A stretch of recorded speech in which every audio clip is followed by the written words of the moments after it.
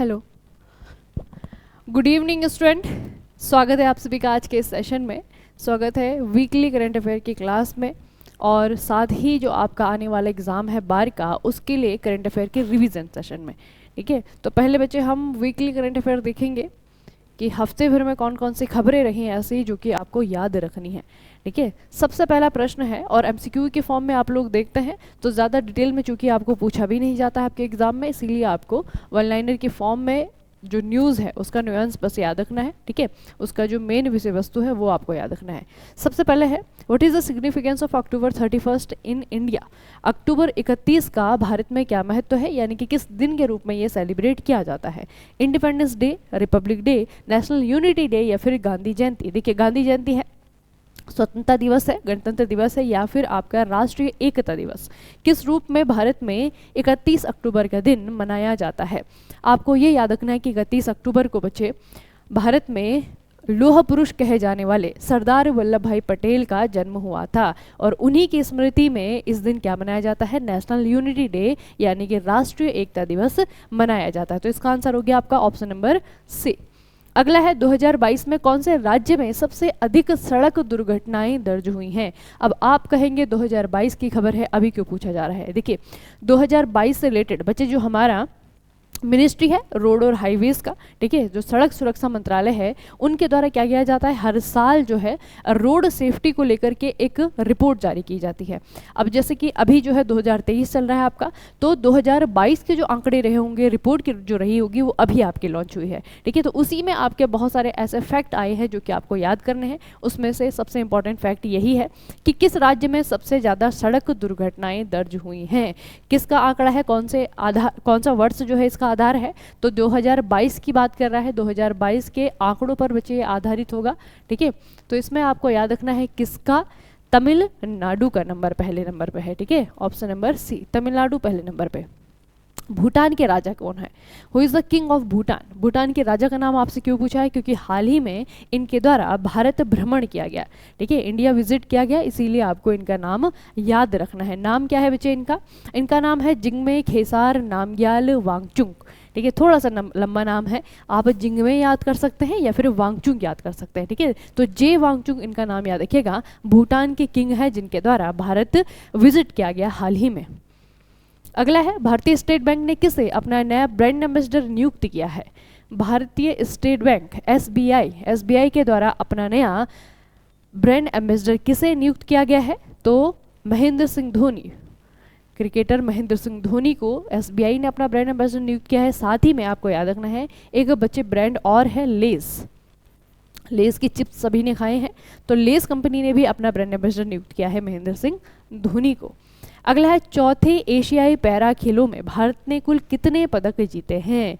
तो इस बार 2 चैंपियनशिप आपकी चाइना ने होस्ट की है। एक तो बच्चे एशियन गेम्स है, एशियन गेम्स जिन्हें हम एशियाड के नाम से भी जानते हैं, एशियन गेम्स। ठीक है, और एशियन गेम्स का ही आपका दूसरा फॉर्मेट है जिसे आप कहेंगे एशियन पैरा गेम्स, एशियाई पैरा खेल।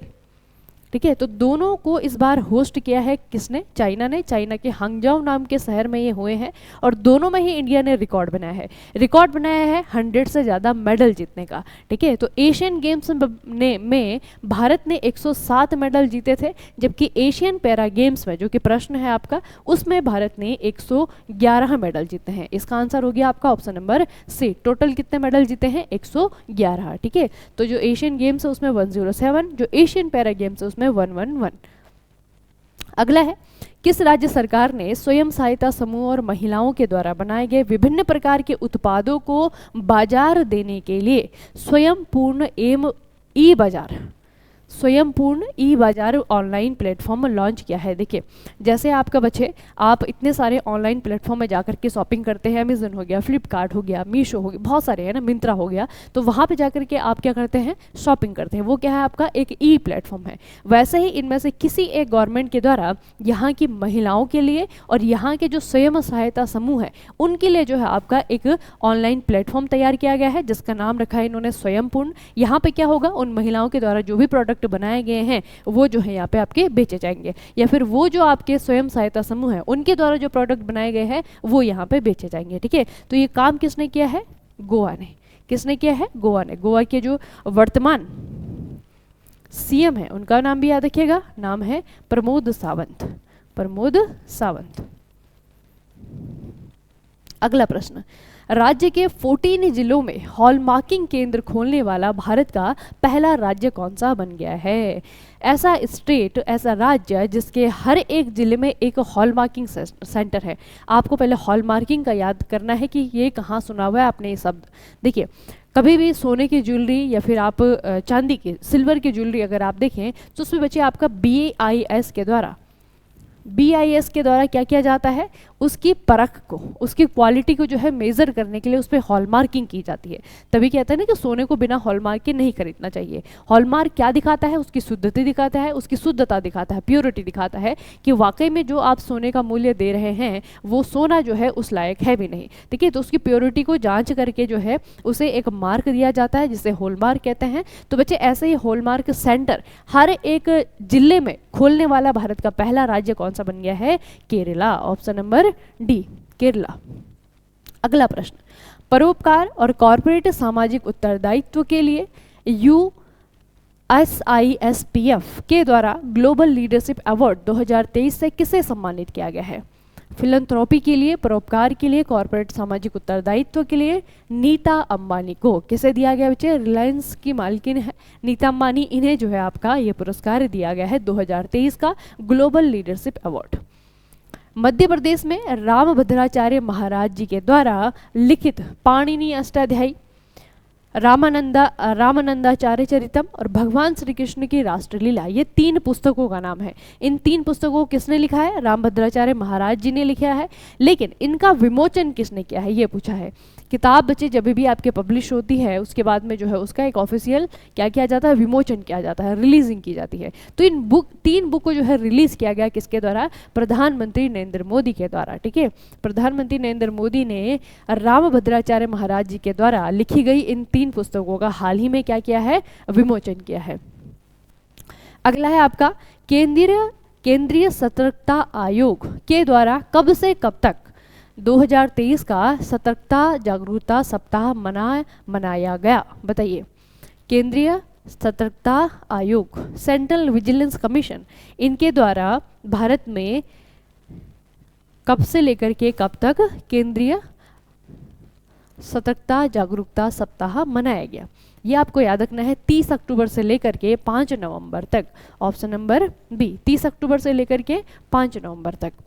आईफोन निर्माता विस्ट्रो ने किस भारतीय कंपनी को अपनी भारतीय इकाई बेचने को मंजूरी दे दी है? आईफोन निर्माता विस्ट्रो ने, विस्ट्रो बच्चे कंपनी का नाम है जो कि बेंगलुरु में स्थित है। ठीक है, और इनकी कंपनी के द्वारा या इनकी यूनिट के द्वारा क्या किया जाता है? बेंगलुरु में ये आईफोन मैन्युफैक्चर का काम करते हैं। भारत में एप्पल का जो आईफोन है उसे जो है मैन्युफैक्चर करने का काम करते हैं। अब हाल ही में क्या हुआ है, इनमें से किसी एक कंपनी ने विस्ट्रो की ये जो यूनिट है जो बेंगलुरु में है वो खरीद ली है। इससे क्या हो गया? इससे ये हो गया कि ये जो कंपनी है जिसने ये खरीदा है वो भारत में आईफोन बनाने वाली पहली भारतीय कंपनी बन गई है। ठीक है, पहले आईफोन मैन्युफैक्चरिंग कंपनी बन गई है और कंपनी का नाम क्या है? टाटा इलेक्ट्रॉनिक्स। ठीक है, तो अब टाटा इलेक्ट्रॉनिक्स के द्वारा बेंगलुरु में क्या किए जाएंगे? आईफोन मैन्युफैक्चर किए जाएंगे। ठीक है, ये हो गया आपका ऑप्शन नंबर बी। किस कंपनी ने भारत की पहली उपग्रह आधारित गीगाबिट ब्रॉडबैंड सर्विस शुरू की है? तो ये कंपनी कौन सी है? कंपनी का नाम है आपका रिलायंस जियो इन्फोकॉम। रिलायंस जियो इन्फोकॉम के द्वारा भारत में उपग्रह आधारित satellite based gigabit broadband service शुरू की गई है। अगरतला अखौरा रेल परियोजना भारत एवं किस देश से संबंधित है? अगरतला अखौरा रेल परियोजना कौन से देश से रिलेटेड है? यहाँ पे देखिए बच्चे, अगरतला से लेकर के अखौरा तक रेल परियोजना है भारत और बांग्लादेश के बीच में। अभी हाल ही में जो बांग्लादेश के प्रधानमंत्री है शेख हसीना, उनके द्वारा जो है यहाँ पे एक ऑफिशियल विजिट किया गया। ठीक है, और उन्होंने जब यहाँ पे विजिट किया तो प्रधानमंत्री नरेंद्र मोदी और शेख हसीना के द्वारा जो है आपके 3 परियोजनाओं को मंजूरी दी गई। उनमें से एक आपका अगरतला अखौरा रेल परियोजना भी है। ठीक है, एक आपका जो है मैत्री परमाणु ऊर्जा संयंत्र है। ठीक है, तो ये थोड़ा सा याद रखिएगा किस देश के साथ में हुआ है? ये बांग्लादेश के साथ में। वर्ष 2023 के प्रतिष्ठित बैलन दी ओर पुरस्कार से किसे सम्मानित किया गया है? बैलन दी ओर पुरस्कार जो है आपका खिलाड़ियों को दिया जाता है बच्चे, स्पोर्ट्समैन ऑफ द ईयर, ठीक है। तो बैलन d'Or पुरस्कार जो है इस बार जीता है किसने? फुटबॉलर लियोनेल मेसी ने। Option number B, Lionel Messi footballer. अगला है ब्रेकिंग द मोल्ड। नाम की पुस्तक के लेखक कौन है? किसके द्वारा लिखी गई है? Breaking the mould. ये नई बुक बच्चे आपके रिलीज हुई है और जिन्होंने लिखा है वो बहुत इंपॉर्टेंट पर्सनैलिटी है। पर्सनैलिटी का नाम है रघुराम जी राजन। रघुराम जी राजन कौन थे? ये भारत के जो सेंट्रल बैंक है RBI, reserve bank of India, उसके गवर्नर रह चुके हैं रघुराम राजन। इनके द्वारा पुस्तक लिखी गई है ब्रेकिंग द मोल्ड। आगे है आपका ऑपरेशन शेष, जिसे हाल ही में लॉन्च किया गया है। यह इनमें से किसके अवैध व्यापार पर अंकुश लगाने के लिए आपका लॉन्च किया गया है? बच्चे ऑपरेशन शेष भारत के वित्त मंत्रालय के द्वारा शुरू किया गया है, ठीक है। और इसे शुरू किया गया है जो दक्षिण भारत में लाल चंदन की तस्करी की जाती है। लाल चंदन का क्या किया जाता है? अवैध रूप से व्यापार किया जाता है, उसे रोकने के लिए, ठीक है। तो लाल चंदन जो है अब यहाँ पे ऑप्शन में तो लिखा नहीं है, लेकिन किसका एग्जाम्पल है? टिम्बर का, ठीक है। तो इसमें आंसर हो जाएगा आपका ऑप्शन नंबर बी। टिम्बर के अवैध व्यापार पर अंकुश लगाना जो है इसका मकसद है। सलीम उल हक, जिनका हाल ही में निधन हो गया है, यह कौन से पेशे से जुड़े थे? ऑबिचुरी का प्रश्न है। व्यक्ति का नाम आपको दिया हुआ है, आपको फील्ड पहचानना है कि क्या थे ये, ठीक है। तो इनमें बच्चे आपको याद रखना है कि जलवायु परिवर्तन विशेषज्ञ थे, क्लाइमेट चेंज एक्सपर्ट थे। नाम है सलीम उल हक। किस राज्य या केंद्र शासित प्रदेश ने अबुआ आवास योजना शुरू की है? अबुआ आवास योजना शुरू की गई है किसके द्वारा? झारखंड की सरकार के द्वारा। ऑप्शन नंबर बी, झारखंड की सरकार के द्वारा अबुआ आवास योजना। कौन सा देश है जो कि एआई सुरक्षा शिखर सम्मेलन 2023 की मेजबानी कर रहा है? आर्टिफिशियल इंटेलिजेंस यानी कि कृत्रिम बुद्धिमत्ता पर पहली बार कोई सम्मेलन आपका आयोजन किया जा रहा है, जिसकी मेजबानी कर रहा है कौन? ये बच्चे आपका United Kingdom. Option number C, Buckinghamshire में जो है आपका इसका आयोजन किया जा रहा है। और देश कौन सा है आपका? United kingdom. भारत समेत बहुत सारी कंट्रियों के द्वारा यहाँ पे हिस्सा लिया गया है। अगला है SSAMU सेट प्रोजेक्ट जो है वे किसका है? कौन सी यूनिवर्सिटी का है? ये यूनिवर्सिटी अपना सैटेलाइट लॉन्च करने वाली भारत की पहली यूनिवर्सिटी है, ठीक है। सैटेलाइट का नाम है आपका SSAMU सेट, और नाम से थोड़ा सा आप लोग गेस कर पा रहे हैं, AMU का मतलब है आपका अलीगढ़ मुस्लिम यूनिवर्सिटी, ठीक है। तो इसका आंसर हो जाता है अलीगढ़ यूनिवर्सिटी, ठीक है। SS का मतलब है सर सैयद अलीगढ़ मुस्लिम यूनिवर्सिटी, और सेट का मतलब है आपका सैटेलाइट, ठीक है। तो अपना उपग्रह लॉन्च करने वाली भारत की पहली यूनिवर्सिटी बन गई है अलीगढ़ मुस्लिम university.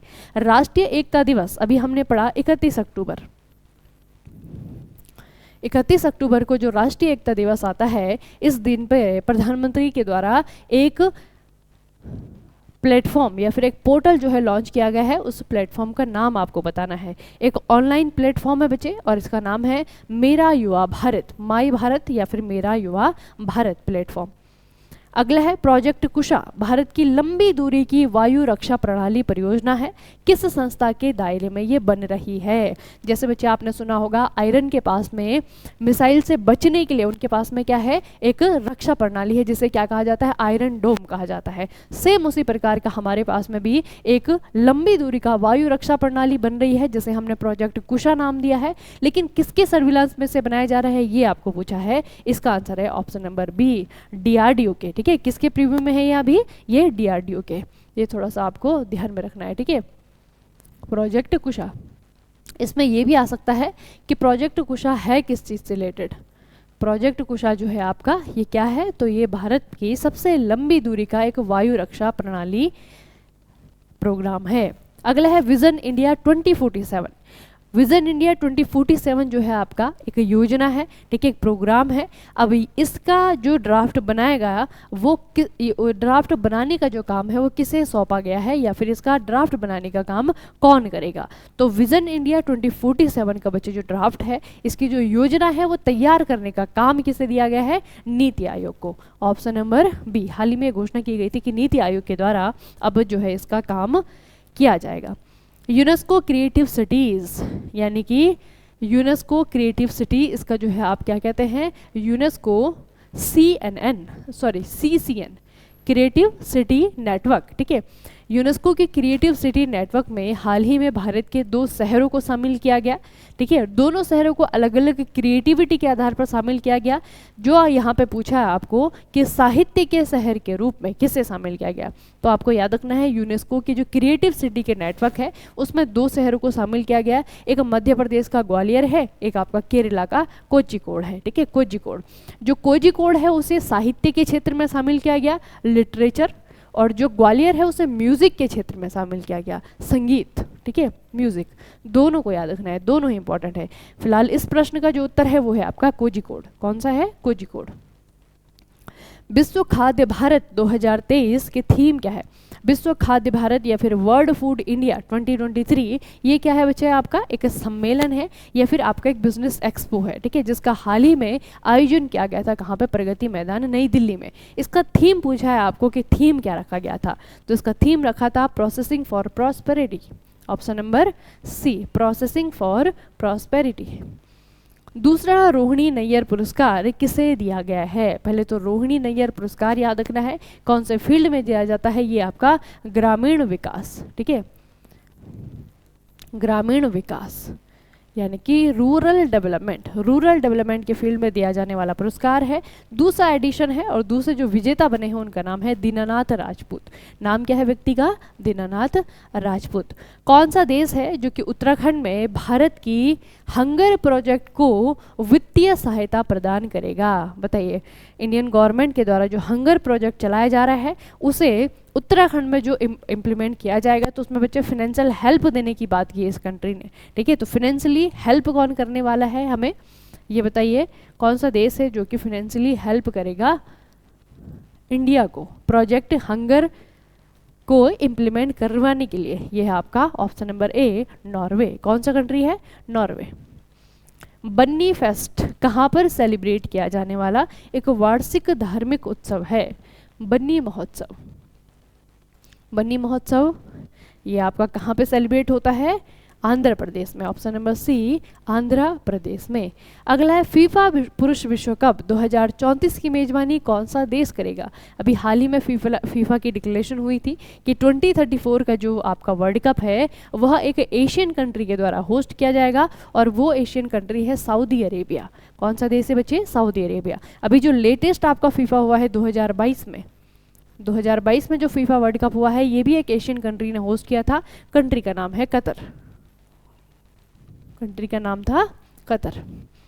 Tata power renewable energy limited के नए सीईओ और नए एमडी के रूप में किसे नियुक्त किया गया है? आपको व्यक्ति का नाम बताना है जिन्हें Tata power renewable energy limited के नए सीईओ के रूप में नियुक्त किया गया है। व्यक्ति का नाम है Deepesh Nanda. Option number B. वर्ष 2023 के लिए ब्रिटिश अकेडमी पुस्तक पुरस्कार से किसे सम्मानित किया गया है? 2023 के लिए ब्रिटिश अकेडमी पुस्तक अवार्ड। ठीक है, एक तो ब्रिटिश एकेडमी अवार्ड होते हैं जिन्हें हम ऑस्कर के नाम से जानते हैं, ये है आपका ब्रिटिश एकेडमी पुस्तक पुरस्कार। ठीक है, ब्रिटिश एकेडमी पुस्तक पुरस्कार। इससे जो है इस बार एक भारतीय मूल की अमेरिकी व्यक्ति, इनका नाम है नंदिनी दास। ठीक है, राइटर का नाम बच्चे नंदिनी दास, और इन्होंने जो पुस्तक लिखी है पुस्तक का नाम है कोटिंग इंडिया। कोटिंग इंडिया ये बुक इन्होंने लिखी है और इसके लिए इन्हें ये पुरस्कार दिया गया है, नंदिनी दास। अगला है भारत के किस स्टेडियम में महान क्रिकेट खिलाड़ी सचिन तेंदुलकर की प्रतिमा का अनावरण किया गया है? तो ये किया गया है आपका option number B, Wankhede stadium. Wankhede stadium जहां पर 2011 का वर्ल्ड कप हुआ था और भारत ने जीता भी था। Option number B. David Willey हाल ही में इन्होंने वनडे विश्व कप 2023 के बाद अंतर्राष्ट्रीय क्रिकेट से संन्यास की घोषणा की है। वह कौन से कंट्री के लिए खेलते हैं? डेविड विली कौन सी कंट्री से रिलेटेड है बच्चे? इंग्लैंड से। इंग्लैंड के खिलाड़ी हैं, इन्होंने हाल ही में रिटायरमेंट की घोषणा करी है। निम्नलिखित में से किसने रिकॉर्ड 8वीं बार पुरुषों का बैलन दियोर पुरस्कार जीता है? तो स्पोर्ट्समैन ऑफ द ईयर बैलन दियोर के द्वारा किसे दिया गया? लियोनेल मेसी को दिया गया। और एक और रिकॉर्ड जो है लियोनेल मेसी ने अपने नाम किया कि लगातार 8वीं बार जो है इन्होंने पुरस्कार जीता है। लंदन में आयोजित प्रतिष्ठित wild life photographer of the year प्रतियोगिता में 10 वर्ष और उससे कम की श्रेणी में सर्वश्रेष्ठ फोटोग्राफर का पुरस्कार किसे दिया गया है? लंदन में बच्चे wild life photographer of the year ये प्रतियोगिता होती है, एक कंपटीशन होता है। इस कंपटीशन में अलग अलग कैटेगरी जो है आपकी आयु के आधार पर, उम्र के आधार पर जो है आपकी बनती हैं।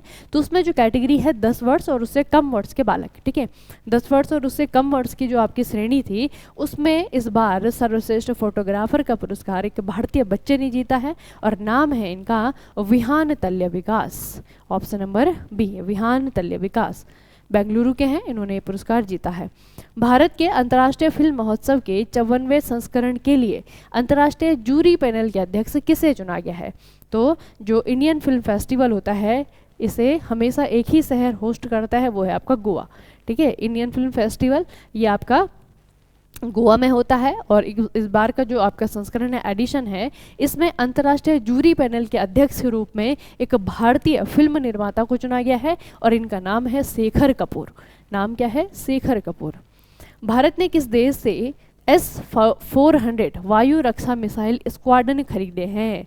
कौन सी कंट्री से खरीदे हैं? तो इसमें मंजूरी दी गई है और इनमें बच्चे आपका खरीदा जाएगा कहाँ से? रसिया से।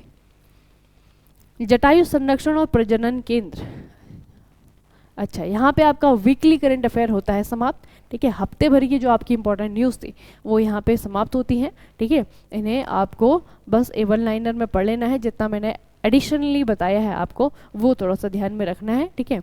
अब जो है आपका करंट अफेयर्स रिवीजन है, जो कि आपके आने वाली एग्जाम के लिए, बार के लिए बहुत इंपॉर्टेंट होने वाला है। वहाँ पर आपको 2 से 3 प्रश्न जो है करंट अफेयर के देखने को मिलेंगे, ठीक है। और पढ़े होंगे तो बाकी लोगों से आप जो है आगे ही जाएंगे, पीछे नहीं जाने वाले हैं। सबसे पहला प्रश्न है JCBC, इसका फुल फॉर्म में बच्चे जटायु संरक्षण और प्रजनन केंद्र, ठीक है। अब ये जो आपका प्रजनन केंद्र बनाया गया है, ये बनाया गया है एशियाई किंग वल्चर, एशियाई राजा गिद्ध के संरक्षण के लिए, ठीक है। और दुनिया का पहला संरक्षण और प्रजनन केंद्र है। कहाँ पर स्थापित इसे किया गया है, ये आपको पूछा है। इसे कहाँ पर स्थापित किया गया है? तो इसकी स्थापना बच्चे की है महाराजागंज में। महाराजागंज, महाराजागंज है कहाँ पर? उत्तर प्रदेश में। Option number C. अगला है सांख्यिकी में 2023 अंतर्राष्ट्रीय पुरस्कार से किसे सम्मानित किया गया है? सांख्यिकी में, स्टैटिस्टिक्स में 2023 का जो पुरस्कार दिया गया है, किसे दिया गया है? CR राव, चूंकि एक भारतीय व्यक्ति को दिया है इसीलिए आपको याद रखना है CR राव। कजाकिस्तान के अस्ताना में आयोजित एशियाई कुश्ती चैंपियनशिप 2023 में पुरुषों के 57 किलोग्राम फ्री स्टाइल वर्ग में स्वर्ण पदक किसके द्वारा जीता गया था? तो आपको खिलाड़ी का नाम याद रखना है अमन सहरावत और उसके खेल का नाम याद रखना है रेसलिंग। अमन सहरावत, रेसलिंग, कुश्ती। हाल ही में किस राज्य ने मिर्चा चावल को भौगोलिक संकेत टैग प्राप्त हुआ है? GI टैग मिला है मिर्चा चावल को। आपको स्टेट का नाम बताना है कि स्टेट कौन सा है, त्रिपुरा है, झारखंड है, असम है या फिर बिहार है। तो बच्चे मिर्चा चावल आपका रिलेटेड है बिहार से। कहाँ से? बिहार से। Option number D. दुनिया की सबसे ऊंची नटराज प्रतिमा दिल्ली में G20 शिखर सम्मेलन के आयोजन स्थल भारत मंडपम में स्थापित की गई थी। यह मूर्ति किसके द्वारा बनाई गई थी? पहले तो ये याद रखिएगा, G20 की अध्यक्षता चूंकि भारत के द्वारा की गई इस बार 2023 में, तो इसका जो सम्मेलन हुआ वो नई दिल्ली में हुआ। जो शिखर सम्मेलन हुआ G20 का, ठीक है, नई दिल्ली में हुआ। तो बच्चे उस सम्मेलन के दौरान ही यहाँ पे जो है आयोजन स्थल, जिसे नाम दिया गया भारत मंडपम, ठीक है। तो भारत मंडपम में दुनिया की सबसे बड़ी नटराज की मूर्ति लगाई गई और इसे बनाने वाले जो डिजाइनर थे, जो कलाकार थे, उनका नाम था राधा कृष्णन सत्यपैथी, ठीक है, राधा कृष्णन सत्यपैथी। उस पारंपरिक लोक नृत्य का नाम बताइए जिसने हाल ही में एक ही स्थान पर किए गए सबसे बड़े पारंपरिक नृत्य के लिए गिनीज बुक ऑफ रिकॉर्ड्स में प्रवेश किया है। ये बच्चे आपका जो नृत्य है, इसे मैं पहले ही बता देती हूँ आपको, बिहू। आपको खबर याद रखनी है, बिहू। बिहू जो है आपका कहाँ का लोक नृत्य है? पारंपरिक नृत्य है कहाँ का? असम का।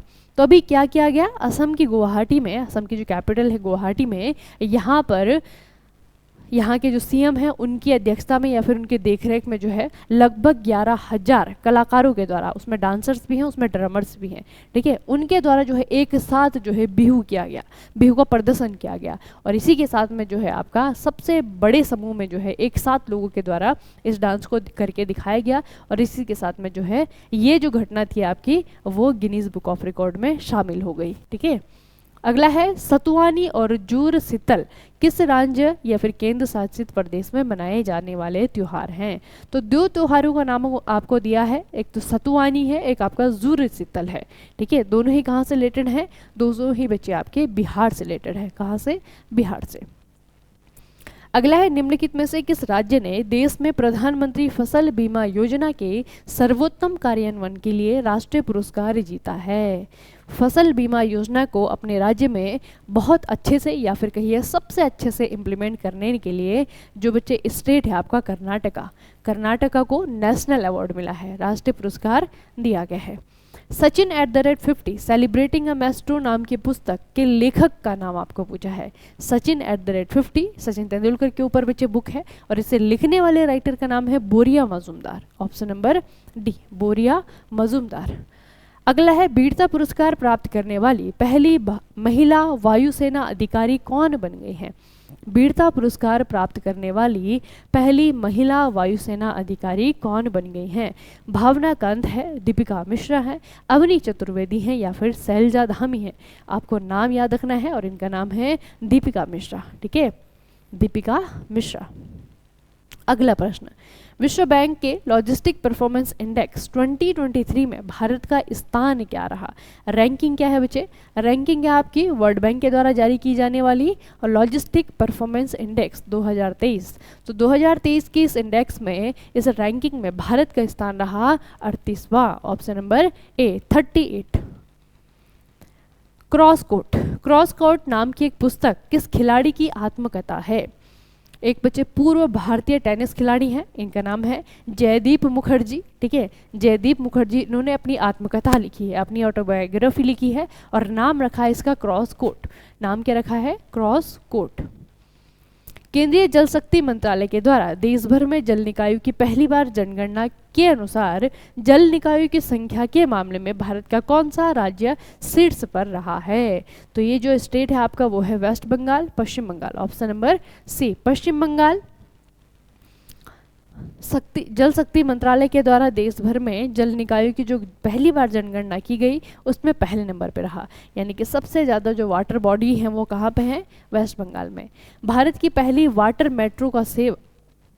मेट्रो सेवा का उद्घाटन किस राज्य में किया गया था। भारत की पहली वाटर मेट्रो सर्विस, इसका उद्घाटन कहाँ पर किया गया है, तो इसका उद्घाटन किया गया आपका केरला में। भारत सरकार के द्वारा संघर्षरत सूडान में फंसे अपने नागरिकों को वापस लाने के लिए इंडियन गवर्नमेंट के द्वारा कौन सा ऑपरेशन चलाया गया था। कौन सा ऑपरेशन चलाया गया था, ऑपरेशन कावेरी। ऑपरेशन कावेरी बच्चे इंडियन गवर्नमेंट ने चलाया है सूडान में फंसे हुए लोगों के लिए। और जब यूक्रेन और रसिया की वॉर जो है शुरू हुई थी, तो यूक्रेन में फंसे हुए लोगों को भारत सरकार ने जो ऑपरेशन चलाया था वो था ऑपरेशन गंगा। उसका नाम क्या था, ऑपरेशन गंगा।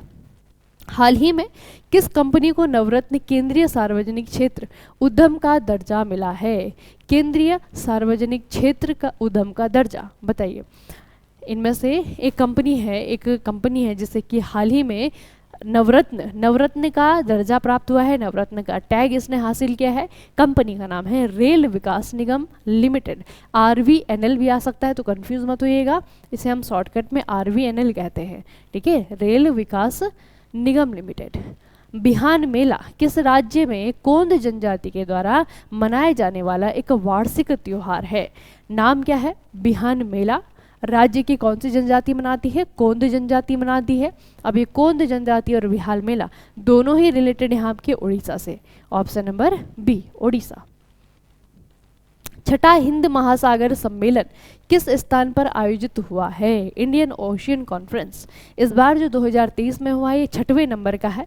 ठीक है, आपको याद रखना है कहाँ पर हुआ है, तो नई दिल्ली है, कोलंबो है, ढाका है, काठमांडू है। ये कहाँ पर हुआ है बच्चे, ये हुआ आपका बांग्लादेश के कैपिटल यानी कि ढाका, बांग्लादेश के द्वारा होस्ट किया गया इसे और हुआ है आपका ढाका में। भारत और किस देश ने हाल ही में दोनों देशों की स्टार्टअप इकोसिस्टम के बीच सहयोग और आदान प्रदान को बढ़ावा देने के लिए संयुक्त रूप से 50 startup exchange programme 50 startup exchange programme launch किया है। चाइना के साथ में, नेपाल के साथ में, भूटान के साथ में या फिर बांग्लादेश के साथ में? कौन सी कंट्री के साथ में प्रोग्राम लॉन्च किया है इंडिया ने? बांग्लादेश के साथ में। ठीक है, स्टार्टअप के इकोसिस्टम को बढ़ाने के लिए। भारत ने चक्रवात मोचा से तबाह हुए कौन से देश की मदद के लिए ऑपरेशन करुणा शुरू किया है? ऑपरेशन करुणा शुरू किया है। श्रीलंका, घाना, सूडान, म्यांमार, ये शुरू किया गया है किसके लिए बच्चे? चक्रवात मोचा कहाँ पे आया था? ये म्यांमार में। चक्रवात मोचा म्यांमार में। अर्जुन राम मेघवाल को नए कानून और न्याय मंत्री के रूप में नियुक्त किया गया है। हमने ये क्वेश्चन पहले भी पढ़ा है कि हमारे जो नए कानून और न्याय मंत्री हैं उनका नाम क्या है? अर्जुन राम मेघवाल है। लेकिन इससे पहले इस पद पर कौन थे? इस मंत्रालय के मंत्री थे किरेन रिजिजू। अब आपको पूछा है कि किरेन रिजिजू जो पहले ये कानून मंत्री थे, अब वो किस मंत्रालय के मंत्री बने हैं? उन्हें कौन सा मंत्रालय दिया गया है? ठीक है, तो इसका आपका क्या होगा? Ministry of earth sciences. Ministry of earth sciences मतलब कि पृथ्वी विज्ञान मंत्रालय, ये दिया गया है किरेन रिजिजू को। थोड़े से आपके स्टडी के क्वेश्चन है, यहाँ पे आपका रिवीजन भी समाप्त होता है पिछले 6 महीने का। ठीक है, 2-3 स्टडी के क्वेश्चन देख लेते हैं। सीढ़ीदार खेती कहाँ पर की जाती है? स्टेयर फार्मिंग करने की ज़रूरत कहाँ पे पड़ती है? सीढ़ीदार खेत बनाने की ज़रूरत कहाँ पे पड़ती है? जहाँ पे मिट्टी रुक ना रही हो। ठीक है, मिट्टी कहाँ पे नहीं रुकती है? माउंटेन के स्लोप में नहीं रुकती है। जो ढालदार जो आपका क्षेत्र होता है, ये साइड होता है आपका किसका? माउंटेन का, पर्वतों का। वहाँ पे जो है मिट्टी को रोकने के लिए, उसके अपरदन को रोकने के लिए क्या किया जाता है? सीढ़ियाँ बनाई जाती है। तो on the slopes of the mountain, पहाड़ियों की ढाल पर जो है आपकी सीढ़ीनुमा खेत बनाए जाते हैं। 49वीं समानांतर रेखा किन 2 देशों के बीच की सीमा रेखा है? 49वीं समानांतर रेखा, जैसे बच्चे भारत और चाइना के बीच में जो आपकी लाइन है उसे हम रेड क्लिफ लाइन कहते हैं ना। ठीक है, रेड क्लिफ लाइन कहा जाता है। वैसे ही आपकी जो 49th पैरेलल लाइन है, ये कौन कौन से देशों के बीच में है? यूनाइटेड स्टेट ऑफ अमेरिका और कनाडा के बीच में। ठीक है, यूएस और कनाडा के बीच में। हाल ही में आंध्र प्रदेश का तुमलापल्ली किस सर्वाधिक जमा राशि के लिए विश्व मानचित्र पर आया? ये बच्चे आपका आंध्र प्रदेश है। आंध्र प्रदेश से रिलेटेड क्वेश्चन है कि यहाँ पे एक जगह है तुमलापल्ली। तुमलापल्ली में किस चीज़ के क्या मिले? डिपॉजिट मिले। यूरेनियम के मिले, टंगस्टन के मिले, कोल के मिले या फिर बॉक्साइट के मिले। ठीक है, कौन सी चीज़ के डिपॉजिट मिलने के बाद में ये जो आपकी जगह है ये आपकी क्या आई? चर्चाओं में आई। तो यहाँ पे बच्चे यूरेनियम के डिपॉजिट मिले हैं। ठीक है, यूरेनियम के डिपॉजिट मिलने के कारण ये जगह आपकी चर्चाओं में नहीं थी। तो यहाँ पे आपके हर प्रकार के क्वेश्चन हो जाते हैं समाप्त। पहले हमने वीकली करंट अफेयर पढ़ा, उसके बाद में हमने पढ़ा आपका पिछले 6 महीने का रिवीजन के क्वेश्चन। ठीक है, अभी तो फिलहाल आपका जो आगे आने वाला एग्जाम है जो अभी 18 से शुरू हो जाएगा 12 का एग्जाम, उसके लिए बच्चे वीकली से ज़्यादा जो आपका इंपॉर्टेंट है वो है आपका 6 महीने का रिवीजन। ठीक है, तो इन क्वेश्चन को बहुत ध्यान से देखना है आपको। 2 से 3 क्वेश्चन वहाँ पे आपको देखने को मिलेंगे करंट अफेयर्स से। ठीक है, और उन्हें छोड़ करके नहीं आना है, करके ही आना है। ठीक है, चलिए फिर आज के सेशन को यहीं पर समाप्त करते हैं। मिलते हैं फिर नए सेशन में, तब तक के लिए पढ़ते रहिए, बढ़ते रहिए, अपना ख्याल रखिएगा। आप सभी का बहुत बहुत धन्यवाद।